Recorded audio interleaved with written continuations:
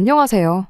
같은 회사 다니고 있는 남편과 2년간의 연애 끝에 결혼했고 꾸역꾸역 혼인기간 4년을 버텨오다가 결국 올해 이혼을 하게 된 34살 여자입니다. 4년 결혼 생활을 꾸역꾸역 버텼다고 하기는 했지만 같이 사는 내내 남편하고 저 둘이서는 사이가 좋았다면 좋았다고 볼 수 있지 그렇다 할 큰 문제가 있었던 적은 없었습니다. 하지만 결혼 생활이라는 게 둘이서만 사이가 좋다고 해서 다 되는 게 아니더라고요. 결혼하기 전부터 시댁 식구들과는 조금 삐걱거리면서 시작을 했어요. 시댁과의 관계로 골머리를 썩는 사람이 저 혼자만은 아니라고 생각했고 남편이 중간에서 조율만 잘해준다면 크게 문제가 없을 거라고 생각했습니다. 실제로 결혼 준비를 하는 동안은 남편이 시댁 식구들과 저 사이에서 제 편을 몇 번 들어줬기도 하고요. 그런데 막상 결혼하고 나니까 결혼 전에 보여줬던 모습은 온데간데 없이 사라지더라고요. 시댁 식구들과 저 사이에 생기던 잦은 마찰이 마치 자기는 상관없고 저랑 시자들의 문제라고 여기기 시작하더라고요. 시댁 식구들과 저 사이의 문제를 해결하는 방법이 무조건 제가 참는 것 말고는 없다는 식으로 나몰라라 하기 시작했습니다. 처음엔 남편의 그런 무책임한 대응이 많이 실망스러웠고 불만스러웠지만 그냥 제가 참았어요. 괜히 신우며 시어머니하고도 사이가 안 좋은데 시댁 식구들과의 문제를 가지고 남편하고까지 사이가 나빠지는 것보단 어차피 한 집에 같이 사는 것도 아닌데 같이 사는 남편하고만큼은 사이좋게 지내자는 생각이었으니까요. 버티다 보면 언젠가 상황이 나아지겠거니 생각하고 그렇게 결혼 생활 1년을 참아왔는데 뭐 바뀌기는커녕 오히려 날이 갈수록 제가 어디까지 참는지 테스트하는 것도 아니고 더 심해지기만 하더라고요. 그래서 그때부터는 제가 참는 대신에 그냥 시댁 식구들을 일방적으로 무시하기 시작했어요. 그동안 시자들이 저한테 무슨 소리 할 때마다 알겠다고 말하는 게 아니라 뭐라고 떠들든 한 귀로 듣고 한 귀로 흘려내버리기 시작했지요. 참는 거랑 무시하는 것 두 가지가 무슨 차이가 있냐고 하실 분들도 계시겠지만 거기에는 큰 차이가 있어요. 굳이 예를 들자면 뭐 생선구이 같은 거 먹을 때 살코기 먹기 편한 부분은 남편한테 양보하고 너는 장갓이 많은 부분을 먹으라고 했다 치면 참는 건 장갓이 많은 부분을 먹는 거고 무시하는 건 장갓이 많은 부분이건 살코기건 제가 먹고 싶은 거 먹는 거죠. 예를 든 게 조금 허접하긴 한데 결과적으로 제가 참으면 시자들이 기고만장해지고 제가 무시를 하면 시자들이 더 열받아 한다는 큰 차이가 있다고 볼 수 있겠네요. 그렇게 제 마음가짐을 바꾸고 난 뒤에는 시자들한테 받는 스트레스가 많이 줄기는 했습니다. 다만 시댁 식구들과의 관계는 점점 더 멀어져 갔어요. 하지만 상관없었습니다. 남편이라는 작자는 중간 역할 같은 건 할 생각이 눈꼽만치도 없어 보였고 1년을 참았는데 안 바뀌는 시자들이 앞으로 2년, 3년, 100년을 더 참는다고 한들 바뀌지 않을 거라는 확신이 있었거든요. 어차피 시자들 때문에 스트레스 받을 바에야 제 마음이라도 편한 게 낫다 싶었어요. 남편은 제가 시댁 식구들과 관계가 멀어지는 걸 안타까워하긴 했지만 나서서 해결해줄 생각도 없었으니 초반에 좀 사이좋게 지냈으면 좋겠다고 말 몇 마디 하다가 그냥 말더라고요. 덕분에 시댁 식구들과의 관계는 걷잡을 수 없을 만큼 멀어져 갔지만 남편하고는 나름 사이좋게 지낼 수 있었습니다. 그래도 이런 상황에서 남편이 언젠가는 저를 위해 나서준다든지 말 한마디 해줄 거라는 기대를 내심 갖고 있었습니다. 하지만 정작 중요한 순간에 남편이라는 작자는 제가 아니라 시댁 식구들의 손을 들어줬어요. 뭐 이해가 아예 안 되는 건 아닙니다. 여지껏 남편 인생에 있어서 저랑 가정을 이루고 살았던 4년, 연애했던 기간까지 합쳐도 고작 6년밖에 안 되는데 그 5배를 더 길게 가족으로 살아온 시자들이 더 가족 같고 중요했겠지요. 그런데 그러면 굳이 저런 인간을 내 남편이라고 평생을 믿고 같이 살 이유가 있나 싶었습니다. 그냥 나 말고 소중한 네 가족들이나 평생 챙기라고 한마디 해주고 그렇게 이혼을 하게 되었지요. 제가 어릴 적에 저희 어머니께서 췌장암으로 일찍 돌아가셨어요. 그 후로는 아버지와 둘이서 함께 살았습니다. 저희 할머니 할아버지께서 남자 혼자 어떻게 회사 일하면서 애까지 키우냐며 입양처를 알아봐 주시겠다고까지 했다고 해요. 하지만 저희 아버지는 혼자이므로 힘들게 살지언정 내 새끼를 버릴 생각 없다시며 끝까지 저를 책임져 주셨어요. 시간이 어느 정도 지난 후 할머니 할아버지께서도 저한테 정말 못할 짓을 할 뻔했다며 아버지한테 미안하다 사과를 해오셨고 그 이후로 물심양면적으로 저희를 도와주셨어요. 두 분 돌아가실 때에도 아버지 앞으로 조금이나마 유산을 더 남겨주셨기도 하고요. 아무튼 덕분에 저는 어머니 없는 빈자리가 아쉬웠을지언정 다른 사람 부럽지 않게 모자람 없이 잘할 수 있었습니다. 남편은 시작할 때 말씀드렸다시피 직장 동료로 처음 만나게 되었어요. 나이가 저보다 3살이 많았지만 입사는 같은 해에 했던 입사 동기였습니다. 연수 때부터 시작해 같은 부서에서 일을 하게 되면서 몇 년을 함께 동고동락했고 그렇게 제가 28살이 되던 해에 서로의 마음을 확인하고 연애를 시작하게 되었어요. 저희 회사가 사내 연애를 그렇게 환영하는 분위기는 아니었다 보니 제가 부서 이동을 하게 되었고요. 아무튼 그렇게 2년간의 연애 끝에 저희는 결혼을 하게 되었습니다. 남편과는 연애하면서 아무 문제 없었지만 결혼 준비 시작하자마자 일주일이 지나고부터 시댁과 마찰이 생기게 되었어요. 처음 시댁에 결혼 허락을 받으러 찾아갔을 때만 해도 저는 시댁 사람들이 참 좋은 사람들이구나 생각할 만큼 아무런 문제가 없었습니다. 제 조건이야 뭐 당신 아들하고 똑같은 회사 다니고 있는데 어디 부족하고 모자라다고 할 것도 없었죠. 그때 당시만 해도 시어머니도 시아버지도 저를 꽤나 마음에 들어 하시던 눈치였었습니다. 이런저런 이야기를 나누던 중에 가족관계에 대한 이야기가 나왔어요. 그때 저희 어머니가 저 어렸을 적에 췌장암으로 일찍 돌아가신 이야기를 했고요. 그때는 시부모님 두 분 다 어머니가 일찍 돌아가셨다니 어린 마음에 정말 힘들었었겠다며 저를 위로해주는 분위기였습니다. 그것만 봐도 시부모님 되실 분들이 인품이 훌륭하신 분들이라고 생각했고 남편이 좋은 사람이니 역시나 그 부모인 사람들도 당연히 좋은 사람들이구나 그렇게 생각을 했어요. 그런데 고작 일주일 만에 상황이 완전히 달라지게 되었습니다. 갑작스럽게 시어머니가 저희를 좀 봐야겠으니 퇴근하면 다른 데 갈 생각 말고 시댁으로 곧바로 오라는 연락을 해왔었어요. 왜? 목소리만 들어도 그 사람 기분이 어떤지 알 수 있잖아요. 무슨 상황인지는 전혀 짐작이 가지 않았지만 시어머니 말투가 다급하고 잔뜩 열이 받아 있는 느낌이었다 보니 퇴근하자마자 남편과 부랴부랴 시댁으로 향했습니다. 시댁에 도착했는데 시어머니가 거실 소파에 양팔을 꼬고 앉아서는 저를 무슨 대역죄인이라도 되는 것 마냥 도끼눈을 하고 때려보고 있었습니다. 지난 일주일 동안 제가 무슨 큰 실수라도 했나? 아무리 생각을 해봐도 시댁과 연관지어서 제가 잘못된 행동을 한 게 하나도 없었어요. 그런데 얼마 안 있어서 이 모든 게 신우 때문에 나게 되었다는 걸 알게 되었습니다. 남편 아래로 저보다도 1살 어린 싸가지였고 허세만 가득한 신우가 한 명 있어요. 그런 성격적인 거 둘째치고 그래도 신우가 외모 하나만큼은 정말 이쁘장하게 생겼거든요. 그 잘난 외모로 그때 당시 의사 남자친구를 만나고 있었고요. 제가 시댁에 처음 인사를 드리러 간 날 이후에 신우가 그 의사 남자친구를 만나서 저에 대한 이야기를 했었나 봐요. 그러면서 자연스럽게 저희 어머니가 췌장암으로 돌아가셨다는 이야기까지 나왔나 본데 그 의사 남자친구가 신우에게 말해주길 췌장암은 가족력이 있다는 이야기를 해줬는가 봐요. 뭐 결혼을 반대하라고 아기를 가지고 했던 말은 아니고 그냥 알고나 있으라고 말해준 것 같긴 한데 시댁에서는 이걸 엄청 심각한 상황처럼 받아들였던 것 같아요.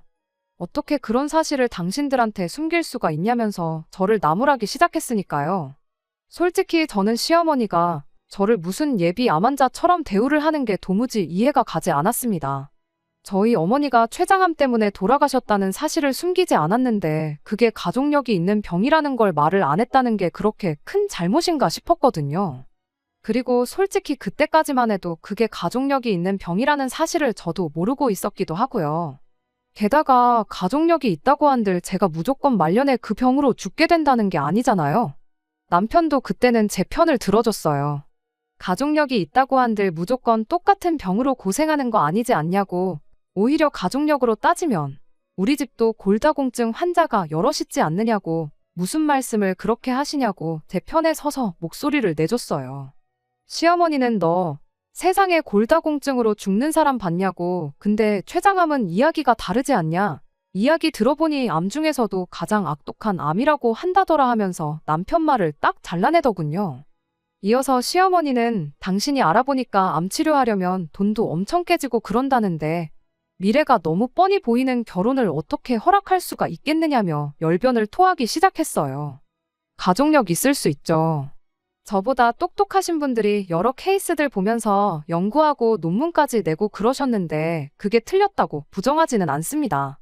말이 씨가 된다고 하니까 별로 제 입으로 말하고 싶지는 않지만 시어머니가 걱정하는 것처럼 진짜 나중에 가서 제가 어머니랑 같은 이유로 병원 신세를 질 수도 있을 테죠. 그런데 제가 지금 이미 환자인 상태라면 말을 않겠지만 사지 멀쩡하고 건강하다 못해 잔병치레도 하나 없어서 이날이 때껏 학교도 개근했고 회사도 한번 빠져본 적 없는 사람이거든요. 그런데 구덕이 무서워서 장 못 담근다더니 이런 일로 결혼을 반대하는 게 정말 어처구니가 없었습니다. 남편은 계속해서 제 편을 들어줬어요. 시어머니한테 그건 너무 멀리 간 거 아니냐고, 앞으로 걸릴지 안 걸릴지도 모르는 걸 가지고 그러시는 게 어디 있냐. 지난주에 결혼 허락 받으면서 이제 모든 회사 사람들이 우리 결혼 준비 시작하게 된 거 다 알고 있다. 몇몇 직원들한테는 벌써 선물도 받고 그랬는데 그런 말도 안 되는 이유로 이 결혼이 엎어지면 자기가 앞으로 회사 사람들한테는 뭐라고 설명할 것이며 앞으로 회사에서 제 얼굴은 어떻게 보고 또 자기가 얼굴을 어떻게 들고 다니겠냐며 시어머니를 설득하기 시작했어요. 남편이 그때 파혼을 하기 싫어했던 이유가 시어머니의 황당한 억지를 받아들일 수 없다기보단 다 회사에서 자기 체면 때문에 그랬다는 게 참, 어떻게 보면 우리 결혼의 끝은 이미 그때부터 정해져 있던 거나 마찬가지가 아니었나 싶지만 솔직히 저 또한 이렇게 파혼하면 회사 사람들한테는 어떻게 설명을 해야 하나 그 생각을 했었으니 이 부분에 대해서는 저도 할 말이 없네요. 아무튼 어이없는 이유였지만 어쨌든 집안 반대에도 불구하고 남편이 계속적으로 시어머니를 설득했어요. 자식이기는 부모 없다는 말처럼 결국 남편은 시어머니의 허락을 받아냈습니다. 지금이야 이혼했지만 그때 생각하면 남편에게 확실하게 고마운 마음도 있었어요. 부모님의 뜻을 꺾어가면서까지 저와 결혼을 하겠다는 사람이었으니 앞으로 제 결혼 생활은 행복할 것이라 믿어 의심치 않았죠. 시어머니가 반대하던 결혼을 다시 허락해주면서 내건 조건이 하나 있었어요. 결혼 후에는 각자의 수입을 각자가 서로 관리할 것이었습니다. 더 쉽게 풀어 말하자면 결혼식 올릴 때까지 들어가는 비용은 같이 부담하되 결혼하고 나면 네 돈은 네 돈이고 내 돈은 내 돈이다. 확실하게 선을 그어서 살라는 말이었습니다. 설명해주지 않아도 딱 감이 오는 게 있었어요. 만에 하나 가까운 미래던 먼 미래던 간에 제 몸에 이상이 생기거든. 내 아들이 피땀 흘려 벌어온 돈으로 입원할 생각 말고 병원비나 치료비 모두 제가 모아놓은 돈으로 부담하라는 뜻이었습니다. 다만 당장 결혼할 때 들어가는 비용은 얼마가 들어갈지 모르는데 일단 큰돈이 들어갈 것 같으니 그건 같이 부담하라는 소리겠고요. 거기까지는 알겠다고 했습니다. 제가 미래에 아프지 않는다는 확신은 없었지만 솔직히 사람 일이 어떻게 될지 누가 아나요. 평생을 담배 한 대 입에 물어본 적 없는 사람도 폐암에 걸릴 수 있다잖아요. 그저 남편이 저를 위해 이만큼 해줬으니 저도 어느 정도는 양보하는 게 맞다고 생각했습니다. 대신 저도 무조건 시어머니 말을 따르지는 않았습니다. 결혼할 때 결혼 비용은 같이 부담하라고 하셨는데 그것까지 따로 하겠다고 했지요. 저희 아버지가 할머니 할아버지 돌아가시면서 두 분 살고 계시던 아파트를 물려받으셨거든요. 아버지는 항상 결혼하면 그 집을 저한테 주겠다고 하셨고요. 그래서 거기에 신혼살림을 차리기로 했어요. 대신 증여를 받는 게 아니고 아버지가 남편한테 전세를 주는 걸로 하기로 했습니다. 모자란 전세금은 남편이 남편 이름으로 대출을 받아서 남편 혼자 갚기로 했고요. 나중에 시어머니가 제게 어떻게 하는지 봐서 그 후에 아버지한테 집을 받게 되면 남편 돈은 남편에게 돌려주고 명의를 공동명의로 할 생각이었어요. 남편도 어쨌든 집을 그렇게 마련하게 된다면 돈을 엄청 아낄 수 있다는 걸 알았기에 아무 불만 없이 그렇게 하겠다고 했고요. 조금 복잡하긴 했지만 이렇게 이혼하고 난 지금 와서 생각해보면 그때 그렇게 하길 정말 잘한 거라는 생각밖에 들지 않네요. 아무튼 저희는 그렇게 결혼을 하게 되었습니다. 이왕 결혼했는데 시어머니가 저한테 조금 마음을 열어주면 좋겠다 싶었지만 현실은 그렇지 않았어요. 처음에 말씀드렸던 것처럼 시어머니는 별것도 아닌 일로 꼬투리를 잡으며 저한테 모질게 굴기 시작했습니다. 싸가지 없는 신우까지 가세해서 저를 벌써 환자 취급을 하면서 시어머니한테 힘을 보태줬고요. 그토록 힘들게 저를 위해 결혼을 허락받아와줬던 남편은 언제 그랬냐는 듯 저 시자들과 저 사이의 갈등에 자기는 마치 제 3자인 척 모르쇠로 일관하기 시작했습니다. 남편은 저한테 어차피 저런 사람들인 거 알고 결혼한 거 아니냐고, 자기가 뭐라고 해봐야 씨알이나 먹히겠냐며 차라리 제가 참으면서 사는 게 방법이라고 했어요. 그래도 언젠가는 시댁 식구들과 잘 지내보고 싶은 제 마음이 전해지지 않겠냐. 나까지 나서게 해서 일 크게 만들지 말고 일단은 버텨보라는 식으로 말이죠. 처음 1년은 그렇게 버텨봤습니다. 반대를 무릅쓰고 결혼 허락을 받아온 남편한테 어느 정도 고마운 마음도 가지고 있었고, 남편 말 맞다나 시간이 지나면 나아지겠지 하는 기대도 있었고, 같이 한 집에 사는 것도 아니었고, 시집살이라고는 얼굴 봤을 때 저한테 부리는 유치한 시짜짐 말고는 없었다 보니 그 정도는 참을 수 있겠다 싶었거든요. 얼굴만 마주하면 제 몸 걱정해주는 게 일이었습니다. 좋은 쪽으로 걱정해주는 건 아니었고요. 다 같이 고기라도 먹으러 간다 치면 탄 음식은 발암물질이라면서 못 먹게 한다던가 유치하기 짝이 없는 괴롭힘이었죠. 그렇게 제 몸이 걱정되었다면 애초에 고기를 먹지 말라고 하던가, 간접훈련이 얼마나 해로운데 신우랑 시아버지 담배부터 끊게 하던가, 적어도 저랑 있을 때는 못 피게 하던가 했어야지. 결국 그렇게 버티고 버티다가 1년 지나고부터는 그냥 시자들을 무시하기로 결심했어요. 그것 때문에도 시댁 식구들하고 엄청 싸웠죠. 아픈 거 며느리로 받아줬더니 은혜도 모른다나 어쩐다나.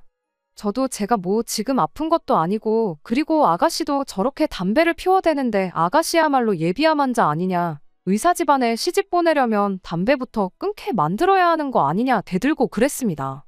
그 덕에 시댁 식구들하고는 날이 갈수록 사이가 안 좋아지기 시작했어요. 남편이 중간에서 다리만 놓아준다면 저도 고집을 꺾고 어느 정도 제 할 도리를 하려고 했을 텐데, 남편은 귀찮은 일을 피하려 들기만 하고 우리 둘이서만 사이좋게 지내면 되는 거 아니냐며 시댁과 최대한 왕래를 안 할 수 있게 노력만 했습니다. 시댁 갈 일 있으면 지 혼자 간다던지 하는 식으로 말이에요. 그렇게 시댁과 거리를 두면서 지내기를 1년 더, 그러니까 결혼하고 3년 차가 되는 해에 충격적인 사실을 알게 되었어요. 돈 관리를 따로 함에 있어서 남편이 어떻게 돈을 쓰던 터치를 하지 않았거든요. 일단 결혼 전에 모아놓은 돈은 저희 신혼집 전세금으로 전부 묶여있는 상황이었고, 대출을 갚아나가고 있었으니 그게 나름대로 남편의 저축이라고 생각했어요. 생활비만 내고 나면 남은 돈은 알아서 남편이 쓰기로 했고요. 그게 달에 120만 원 정도였는데 저랑 결혼한 이래로 그 돈이 전부 시댁으로, 정확히 말하자면 신우의 품위유지비로 들어가고 있었다는 사실을 알게 되었습니다. 어쩐지 안 그래도 딱히 직장도 없이 아르바이트만 하면서 잘 벌어봐야 한 달에 100만 원 정도 벌겠나 싶었던 신우가 벌이에 맞지 않는 사치를 부릴 때부터 무슨 돈으로 저러고 다니나 싶었었거든요. 저는 당연히 남자친구가 의사래니까 신우한테 돈을 좀 쓰는가 보다 싶었어요. 그런데 알고 보니 의사 남자친구가 병원 개업을 하려면 돈이 엄청 많이 필요하다고 버는 족족이 모으고 있는 상황이라 신우한테 돈을 거의 안 쓴다고 하더라고요. 힘들게 공부해서 겨우겨우 의사가 됐는데 그렇게 번 돈을 왜 신우한테 퍼주는가 싶었거든요. 헛똑똑이인 줄 알았는데 역시 배운 사람은 달라도 뭐가 다르긴 하구나 싶었습니다. 아무튼 그 의사 남자친구가 신우한테 돈을 안 쓰는 것과 남편이 신우 품위유지비랍시고 돈을 퍼주고 있는 게 무슨 상관인가 싶으신 분들도 계실 텐데, 거기에는 다 이유가 있었습니다. 당시 신우가 이 의사 남자친구하고 연애만 5년 차였어요. 그리고 그렇게 5년을 만나는 동안 데이트 비용이며 뭐며 전부 신우가 내고 있었던 겁니다. 그 과정에서 시부모님 돈도 어마무시하게 뜯어다가 썼나 보더라고요. 시부모님 돈까지 썼는데 그 와중에 품위유지비랍시고 남편한테 돈을 뜯어갔던 건 말 그대로 품위유지를 하려고였어요. 집에 돈이 없다는 느낌을 받으면 모처럼 의사 남자친구 만들었는데 결혼 생각을 안 할까봐 명품으로 치장을 하고 다녔던 거고요. 남편과 시어머니가 신우한테 그렇게 돈을 퍼줬던 건 신우를 특별히 아껴서가 아니라 의사매제, 의사사위를 보기 위한 두 사람의 선행투자 같은 것이었어요. 아무튼 어떻게 남편 돈이 신우한테 전부 가고 있었다는 사실을 알게 되었냐면 남편이 난데없이 아버지한테 들어가 있는 자기 돈, 그러니까 전세금으로 묶여있는 돈을 찾아가면 안 되겠냐고 저에게 부탁을 해오면서였습니다. 갑자기 그런 큰 돈을 빼달라는데 당연히 이유를 물어보지 않을 수가 없었어요. 남편은 그제서야 신우와 신우 남자친구의 얽힌 이야기를 해줬고요. 물론 결혼 생활 내내 신우한테 거의 매달 돈을 퍼주고 있던 사실은 빼고 말해줬지요. 신우랑 신우 남자친구 문제가 우리 아버지한테 묶여있는 돈 3억이 무슨 상관이냐고 물었습니다. 참고로 3억은 대출이 포함되어 있는 돈이었고 절반 정도가 오롯이 남편 돈이었어요. 그때 신우랑 의사 남자친구 사이에 얽힌 이야기를 구구절절히 해줬어요. 그리고 지금 필요하다는 돈은 신우 남자친구가 타고 다닐 외제차 한 대 뽑아줄 돈이랍니다. 일전에 지나가듯 개업해서 돈 많이 벌면 나도 저런 차 타고 싶다고 이야기를 했다는데 지금 우리가 그 차를 먼저 사주면 고마워서라도 결혼을 하지 않겠냐고. 집안에 의사가 들어오는데 그 정도는 투자할 수 있는 거 아니냐고 하더라고요. 그러면 전세금은 어떡하냐고 했더니 장인어른도 솔직히 한 가족인데 사위한테까지 전세금을 받냐며 그냥 이쯤에서 집은 증여를 받으랍니다. 공동명의 안 해도 되니까 일단 신우 급한 것부터 해주자는 거예요. 우리 아버지가 그 전세금 받아가지고 무슨 부귀영화를 누리려고 그러시는 줄 아느냐고 다 우리 돌려줄 돈이라 생각하고 건들지도 않고 계시는 거 모르냐 따졌더니 그럼 쓰지도 않을 돈을 왜 묶어두시냐고 다 너와 나 우리 가족 전부의 미래를 위해 그러는 거니 협조 좀 해달라고 말을 하는 겁니다. 그리고 그때 안 좋은 촉이 들어서 당신 계좌 좀 확인해 보자고 했어요. 신우가 그동안 남편한테 받아쳐먹던 게 있으니 당연하게 이번에도 남편한테 부탁한 거라는 확신이 있었거든요. 아니나 다를까 역시나 남편은 그동안 신우한테 거의 전 재산을 퍼주고 있었죠. 진땀 빼던 남편이 또 미래를 위한 투자니 어쩌니 하면서 신우가 결혼만 하면 곱절로 돌려받을 돈이라고 발뺌을 했었어요. 피가 거꾸로 솟는다는 게 무슨 기분인지 그때 처음 알았습니다. 하지만 이미 신우가 명품으로 치장하는데 다 써버린 돈 돌려받을 리도 만무하고 앞으로라도 신우한테 돈을 못 주게 하는 게 더 중요하겠다 싶었어요. 어차피 따로 관리하기로 했던 돈이었고 저금 하나 없는 게 아쉽긴 했어도 자기 용돈을 쓰고 싶은데 쓴 거라고 생각하고 넘어가기로 했죠. 그래도 이혼당하기는 싫었었는지 고분고분이 앞으로 신우한테 돈을 주는 일은 없을 거라고 약속을 받아냈습니다. 그러면서 자연스럽게 경제권까지 제가 가져오게 되었어요. 시댁에서는 난리가 났죠. 당장 외제차만 뽑으면 결혼을 할 수 있을 거라고 생각했는지 저보고 신우 잘 되는 꼴이 얼마나 보기 싫어서 협조를 안 하는 거냐며 고래고래 소리를 지르더라고요. 여태까지 남편 돈 뜯어간 거면 충분히 협조할 만큼 했다 싶고 설령 아가씨가 그 의사 선생님하고 잘 된다고 해도 나는 거기에서 떡고물 하나 얻어갈 생각 없으니까 그리 알라고 했습니다. 이러나 저러나 남편 돈은 제가 쥐고 있었으니 시댁에서는 열불이 터지겠지만 아들을 이혼시키기 전까지는 어쩔 수 없는 걸 알고 금세 포기를 했어요. 돈 없으면 어련히 안 하겠거니 했는데 기어코 시댁집을 담보로 대출을 받아서 그 차를 뽑아내더라고요. 의사 남자친구가 타고 다닐 차긴 했지만 일단 명의는 신우 명의로 해놨다고 하고요. 대출받은 돈을 깔고 차도 할부로 질러서 달달이 얼마씩 내야 했다나 뭐라나. 아무튼 신우가 헛돈 쓰는 데는 저는 더 이상 관여를 안 하기로 했다 보니 정확히 얼마를 했는지는 모릅니다. 원래도 시댁과 왕래가 따로 없긴 했지만 그 이후에는 남편도 무슨 가족의 배신자 취급을 받으면서 시댁 식구들하고 멀어졌지요. 어차피 안 좋은 사이인데 더 나빠져봐야 뭐가 다르겠냐 싶었는데 그로부터 반년이 채 지나지 않아서 시댁과는 연을 끊게 될 정도로 사이가 나빠지게 되었습니다. 시어머니가 신우를 대동해서 몸소 저희 집까지 찾아왔어요. 들어오자마자 다짜고짜 제 머리채부터 잡으려고 하더라고요. 무슨 일 때문에 저러나 싶었는데 신우의 의사 남자친구가 결혼할 사람이 생겼다고 신우한테 그만 만나자고 이별 통보를 해왔다는 겁니다. 그러면 5년 동안 신우를 가지고 논 그 의사 머리채를 잡아야지 여긴 왜 와서 그러냐고 따졌죠. 결국엔 차까지 뽑아줬는데도 결혼 못한 건데 왜 나한테 와서 따지냐고 했죠. 애초에 신우한테 명품 처발라주고 몇백만 원치 피부 관리해주고 그럴 돈이 있었으면 학원 같은 데 보내서 문자라도 하나 더 가르쳐주고 예의범절 공부 같은 것만 시켰어야 했다는 걸 모르시냐. 돈이 없더라도 지성과 인품을 갖추고 있으면 허세 부리고 머리가 텅텅 비어있는 것보다 조금이나마 결혼할 확률이 올라가지 않았겠냐 따졌습니다. 온갖 비싼 명품과 금은 보화로 몸을 칭칭 감아놓아봐야 그 싸구려 인성이 감춰지는 거 아니라고 한마디 해줬더니 아주 시어머니랑 신우가 고래고래 소리를 지르면서 둘이서 달려들더라고요. 남편이 두 사람을 저에게서 떼어놓는 것만도 엄청 애를 먹었습니다.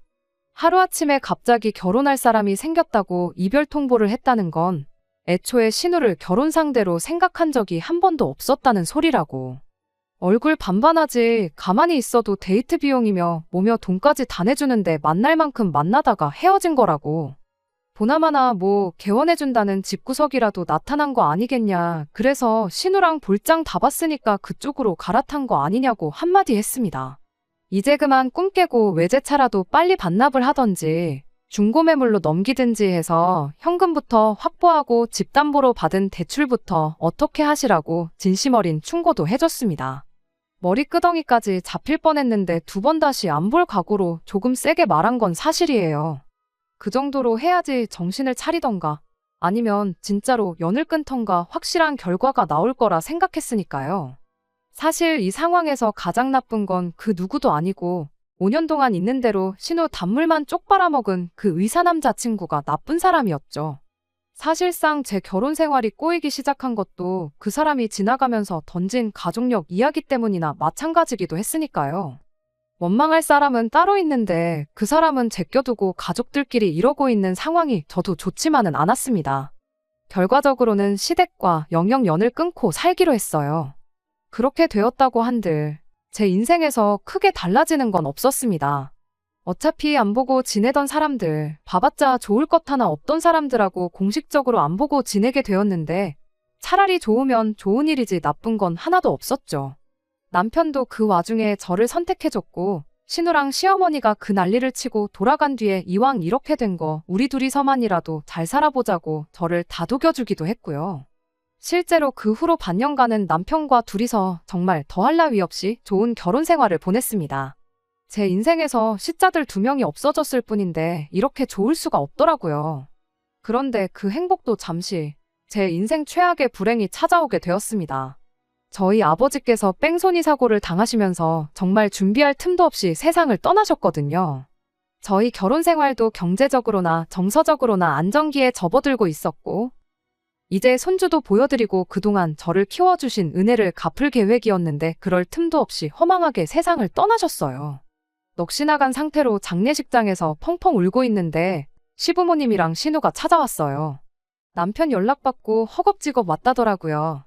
일부러 와줘서 고마운 마음도 없었고 여기가 어디라고 왔냐고 따져물을 기운도 없었습니다. 장례식 끝나고 나서 남편이 시댁 식구들을 부른 이유가 아무리 사이가 안 좋아도 연락은 당연히 해야 하는 게 맞는 것 같고 혹시나 이게 기회가 돼서 가족들과 관계를 회복하는 계기가 되지 않겠냐는 소리를 하더군요. 아버지가 돌아가셨다고 다시 시댁과 좋게 지낼 이유도 없고 그럴 계획도 없었습니다. 다만 정말로 그걸 가지고 남편한테 뭐라고 할 만큼도 힘이 나질 않아서 그냥 넘어갔어요. 남편은 이런 제 반응을 가지고 제가 수긍을 했다고 혼자서 착각을 했었나 봐요. 그렇게 아버지 좋은 곳에 보내드리고 2주가 지나서였나 남편이 자기랑 같이 어디 좀 가자는 이야기를 하더라고요. 어딘지 말을 안 해주는데 그동안 제가 아버지 일로 기운이 빠져 있었으니 어떻게든 제 기분 좀 좋게 만들어주려고 계획이라도 세워놓은 줄 알았죠. 도착한 곳은 제법 분위기가 괜찮은 레스토랑이었어요.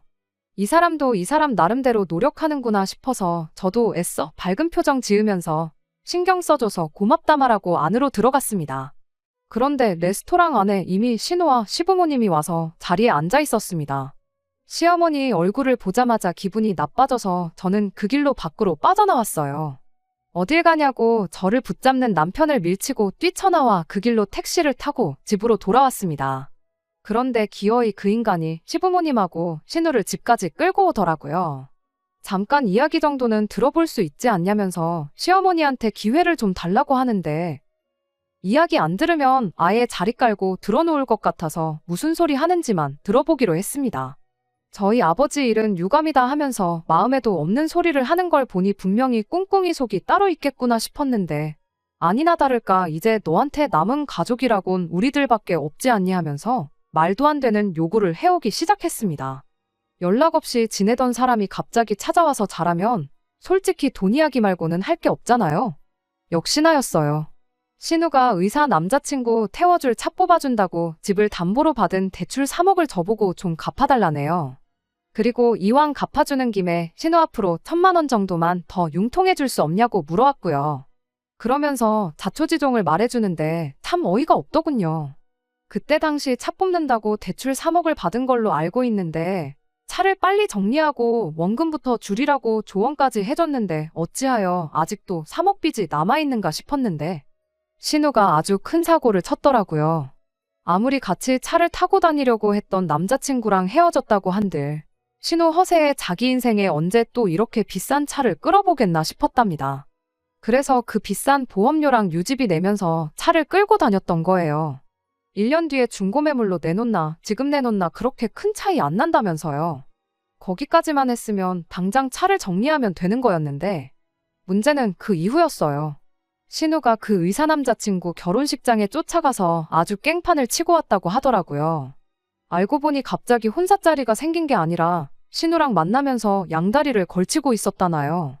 연애는 얼굴 예쁜 여자랑 하고 결혼은 돈 많은 여자랑 하냐고 하면서 아주 결혼식장을 뒤집어 놓았다는데 솔직히 그 의사 남자친구가 상종도 못할 인간 쓰레기인 것도 맞고 5년 동안 없는 형편에 단물만 쪽 빨리고 버림받은 신우가 결혼식장을 뒤집어 놓고 돌아왔다니 내 신우만 아니었다면 잘했다고 완전 사이다라고 칭찬해줬을 일이었죠. 아무튼 덕분에 신우가 예식장에서 업무방해죄로 소송이 걸려서 그쪽으로 내야 할 벌금도 있고 결혼식장 엎어놓으면서 명예훼손으로 민사 걸린 게 있어서 거기에도 줘야 할 벌금도 있고 이래저래 해서 돈이 필요한 상황이랍니다. 벌금이야 얼마 안 되는 돈이지만 진짜 문제는 그 이후였어요. 그렇게 신우가 깽판을 쳐놓고 와선 혼자 기분 울적하다고 술을 잔뜩 마시고 기분 풀겠다고 차를 끌고 새벽에 나갔답니다. 그러다 차 사고가 크게 나면서 폐차 처리를 했다고 그래서 아직도 3억 빚이 그대로 남아있는 거였고요. 돈을 갚아주고 말고를 떠나서 음주 뺑소니 사고로 아버지를 잃은 저한테 찾아와서 음주 사고를 냈으니 돈 좀 어떻게 해줄 수 없냐고 묻는 이 사람들이 정녕 사람인지 인두겁을 쓴 짐승 자식들인지 싶더군요. 다 필요 없으니 당장 내 집에서 꺼지라고 고래고래 소리를 질렀죠. 평소였으면 저한테 똑같이 싫은 소리 하면서 받아쳤을 텐데 당장 저 아니면 동구할 곳이 없으니 아무 말도 못하고 그냥 깨갱하고 꼬리를 내리더라고요. 그런데 결정적인 순간에 믿었던 남편이 시댁의 편을 들어줬어요. 우리 사는 이 집도 장인어른 살던 집에 남은 유산까지 다 받았는데 솔직히 그 돈 해주는 거 지금 형편에 전혀 어려운 게 아니지 않냐고요. 이번에 어머니한테 이 돈 해주면 시모도 그렇고 신우도 그렇고 저를 좋게 봐주지 않겠냐고. 그냥 그 돈 해주고 우리 이제 한가족답게 사이좋게 지내보는 건 어떻냐는 제안을 하더라고요. 저는 곧바로 남편한테 지난 결혼생활 4년간 받았던 스트레스가 고작 돈 3억이면 해결되는 거였다는 소리냐 따져 물었습니다. 그럴 거였으면 진작에 3억을 해오라 그러지 그랬냐고. 여태껏 네 가족들이 나한테 거품 물고 달려들 때는 나보고 참아달라고 모르는 척하던 인간이 네 가족들이 저러니 화해하고 잘 지내보자고 중간 역할을 해주는 거냐 따졌습니다. 이미 아버지 돌아가신 일로 정신적으로 지쳐있는데 남편까지 저러니 이젠 이 꼴 저 꼴 보기 싫어졌어요. 그래서 그냥 이혼하자고 했습니다. 마침 아버지한테 전세금이라고 묶인 게 3억이지 않냐. 그 돈 그대로 돌려줄 테니 그걸로 니네 엄마 빚도 갚아주고 네 동생 합의금도 내주고 알아서 하라고 했죠. 그랬더니 신우가 옆에서 TV에서 본 건지 어디서 주워들은 건 있어가지고 지 오빠한테 이혼하라고. 이혼하면 우리가 더 이득이라고 아주 불난 곳에 기름을 붓더라고요. 뭐가 이득이라고 생각했나 했더니 이혼해서 재산 분할을 하라는 겁니다. 집이 두 채에 여태 모아놓은 돈까지 생각하면 지들이 훨씬 이득이라는 거죠. 어이가 없어서 정말. 뭘 똑바로 알고나 말하라고. 아버지가 물려주신 재산은 분할 대상에 포함되지도 않을 뿐더러 니네 엄마가 결혼 전부터 돈 관리를 따로 하라고 못을 박아준 덕분에 아마 각자 재산도 분할 안 하게 될 수도 있는 거 모르냐고요. 아니, 혹시 모른다고. 결혼하고 나서 모은 돈은 각자가 관리했지만 그 돈을 아가씨 외제차 뽑아주는데 홀랑 날려먹을 뻔한 걸 내가 막아주지 않았냐. 그런 기여도를 어느 정도 인정받을 것 같은데 그럼 재산을 나눠서 득을 보게 되는 건 네 오빠가 아니라 내가 될 것이라고 한마디 해줬죠. 그리고 그 꼴을 보니 저 시자들이 내가 그 돈을 해준다 한들 관계 회복은커녕 더 기고만장해지겠다는 생각밖에 안 들었고 이혼이라는 결정에 더욱더 확신을 주게 되었습니다. 남편은 그 와중에도 이혼이 무슨 소리냐고, 이혼하면 회사 사람들한테는 어떻게 설명할 거며 회사에선 어떡할 거냐고 되묻더라고요. 그건 그때 가서 알 일이고 이혼한 마당에 회사 사람들한테 네 체면까지 챙겨줘야 되냐고 그냥 있는 그대로 가감없이 말해줄 테니까 네 체면은 네가 알아서 찾으라 한마디 해줬습니다. 이혼 선언을 하고 남편도 시댁으로 보내버렸어요. 아버지가 맡아두고 있었던 남편 돈은 정말 고스란히 통장 내역에 입금 내역 말고는 아무 기록도 남지 않도록 모아두셨더라고요. 그걸 보니까 눈물이 다 나올 지경이었어요. 그저 저희 행복하기만을 바라셨던 아버지께 괜히 죄송스러워서 그랬나 봐요. 아무튼 그 돈은 그대로 남편한테 돌려주고 이혼했습니다. 소송으로 갈 경우에 자기가 불리한 입장이란 걸 알았는지 순수하게 합의 이혼해줬어요. 그냥 소송으로 가서 시자들한테도 위자료 좀 받아낼까 했는데 하루라도 그 집구석 인간들 얼굴 안 보는 게 제 정신건강에나마 더 좋을 것 같아서 그냥 순순히 합의해준다고 할 때 도장 찍고 갈라섰습니다. 저희 이혼하고 나서 회사 사람들한테 엄청난 관심이 쏟아졌어요. 말했던 대로 가감없이 있었던 일 전부 말해줬고요. 저희 이혼 소식에 회사에서 알게 모르게 연애하던 사내 커플들이 전부 헤어졌다는 이야기도 들었습니다. 혹시나 잘못됐을 때 회사에서 다시 얼굴 마주 대할 자신이 없다나요. 몇몇은 저보고 멘탈이 대단하대요. 남편 꼴 보기 싫어서라도 회사를 그만둘 텐데 꾸역꾸역 다니고 있는 게 대단하다고요. 내가 뭘 잘못했는데 힘들게 들어온 회사까지 관둬야 하냐고. 그리고 한 명이 그만둬야 한다면 유책 배우자나 마찬가지인 남편이 그만두는 게 이치에 맞는 거 아니냐 하니 다들 그렇다 하고 웃고 말았습니다. 남편은 그 이후로 회사에서 몇 번이고 얼굴을 마주쳤어요. 피부도 푸석푸석해지고 눈 밑에 다크서클도 거의 콧잔등까지 내려온 게 제대로 잠을 못 자는 것 같아 보였는데 직장 동료 중 한 명이 남편 이야기를 제게 해주더라고요. 얼마 전에 남편이 대리운전을 하고 있던 걸 봤다고요. 당장 시댁에 갚을 돈이 한 푼 두 푼이 아니니까 남편이 투잡까지 뛰면서 죽어라고 벌고 있는 실정인가 봅니다. 하기야 빚 갚아주고 월급으로 신호 허용 떠는 거에 심호 생활비까지 내주면서 자기 미래 준비하려면 그 정도는 당연히 해야겠지요. 평생을 두고 치를 떨면서 내 편 한 번 들어주지 않았던 거 후회하면서 살았으면 좋겠습니다. 이렇게 이혼하게 된 게 그렇게 후회가 되지는 않아요. 생각보다 회사 사람들의 저희를 향한 관심이 훨씬 빨리 끊어지게 되었고 그 집구석에서 시자들한테 시달리는 걸로 모자라 내 돈에 아버지 유산까지 뜯기고 살았다면 아마 가족력이 아니더라도 없던 병까지 얻어서 제명에 못 살았을 게 분명하니까요. 끝까지 들어주셔서 감사합니다. 오늘의 사연은 여기까지입니다. 구독과 좋아요, 알람 설정 부탁드리고 더 좋은 사연으로 다시 찾아뵙겠습니다. 감사합니다.